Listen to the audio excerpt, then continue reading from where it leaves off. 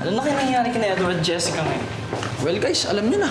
Baka dinadala na ni Edward si Jessica sa langit. Hindi pa palagpasin ni Edward ang gabi ito na walang nangyari sa kanilang dalawa. 5 oras din na biyahe simula Manila pa rito para lang makascore. Paano kung tumanggi yung babae? Pare may backup plan yun. Si Edward, di yung titigil hanggat di nakukuha gusto niya. Edward pa eh. Hoy, may masamang balak si Edward kay Jessica. Anong pinagsasabi ninyong may paraan siya para makuha niya ang gusto niya?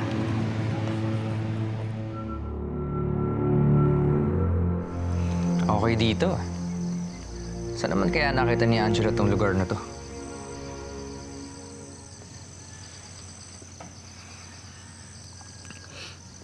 Bakit ka malungkot, Jessica? Are you not happy to see me? I'm the surprise. I came here for you. Ganun ba? Salamat. Were you expecting something else? No naman. Ang lamig dito, no? Masarap siguro magpainit.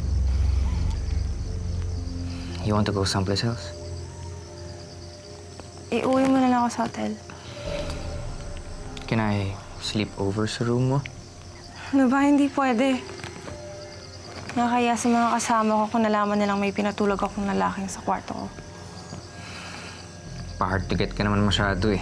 Hindi ako nagpapa-hard to get. Gusto ko lang umuwi sa hotel. Iuwi naman kita eh. Pero, inumin na muna natin tong drinks. Sayang naman yung handa sa'yo ni Angelo.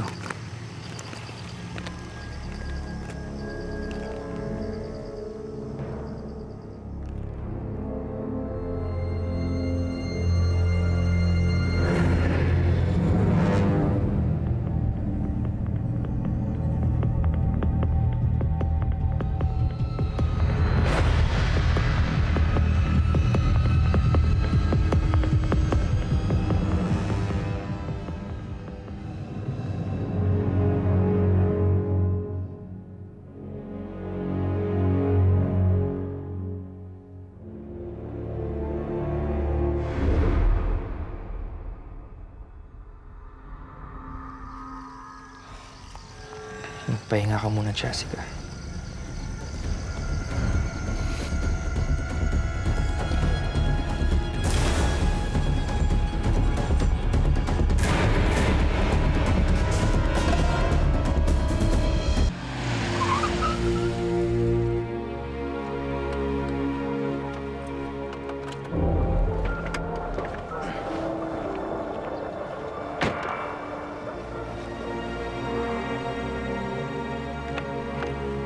Jessica, tara. Nakakasan tayo.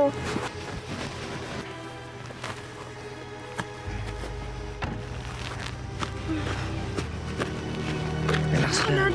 Relax lang. Tara na.